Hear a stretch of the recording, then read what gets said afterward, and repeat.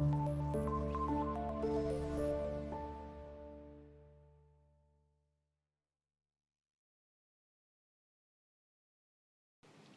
Viewers, welcome to SVRL groups. ఈరోజు వీడియోలో చేపల పులుసు ఎలా ప్రిపేర్ చేయాలో చూసేద్దాం రండి. అంటే ఒక్కొక్కరు ఒకలా ప్రిపేర్ చేస్తూ ఉంటారు.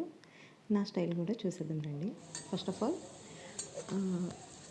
ఆయిల్, చేపల పులుసులో ఒకటి గుర్తుపెట్టుకోవాల్సింది ఏంటంటే ఆయిల్ ఎక్కువ వేయాలి. ఎందుకంటే నీసు వాసన అనేది పోతుంది అన్నమాట. చూడండి, నేను ఆయిల్ ఎంత వేసి ఆనియన్స్ వేసాను. నెక్స్ట్ ఆనియన్ బాగా వేగిన తర్వాత అల్లం వెల్లుల్లి పేస్ట్లో కొంచెం జీడిపప్పు కూడా కలిపి పేస్ట్ చేసి వేసాను అనమాట. మీడియం సైజులో ఇలా ముక్కలు కట్ చేయించుకొని ఆనియన్స్ వేగిన తర్వాత ఈ పీసెస్ని కూడా వేసి లైట్గా వేగనివ్వాలి. మీన్ వైల్ ఈ మధ్యలో మనం ఏం చేద్దామంటే కొంచెం కారం, ఉప్పు, ధనియాల పొడి, జీలకర్ర పౌడర్ అండ్ యాలకులు వేస్తే ఏంటంటే కొంచెం స్మెల్ బాగుంటుంది చేపల పులుసుది. నేను ఇప్పుడు ప్రిపేర్ చేస్తుంది బంగారు తీగ, చేప పేరు బంగారు తీగ పులుసు పెడుతున్నాను.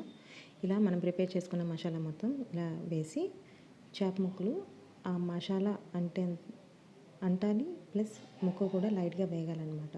ముక్క లైట్గా వేగితేనే పులుసు టేస్ట్ వస్తుంది. మరీ వేగనివ్వకుండా లైట్గా ఒక 5 to 10 minutes వరకు మీడియం ఫ్లేమ్ మీద, ఇదిగోండి నేను వీడియోలో చూపిస్తున్న విధంగా ఫ్రై చేసుకోవాలి.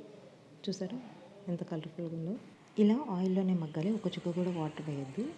2 టమాటా కూడా దీనికి యాడ్ చేసుకోండి, టమాటా పీసెస్. ఇవి కూడా ఆయిల్లోనే మగ్గాలి. చేప ముక్కలు తగినట్టుగా చింతపండు రసం ప్రిపేర్ చేసుకొని దాంట్లో యాడ్ చేసేయండి. యాడ్ చేసిన తర్వాత కాసేపు మరగనివ్వండి. ఒక 20 minutes మరుగుతుంది. చూసుకోండి, అంటే దగ్గరగా చిక్కగా మరిగేంత వరకు వెయిట్ చేయండి. చూడండి ఆయిల్ ఎలా తేలిందో.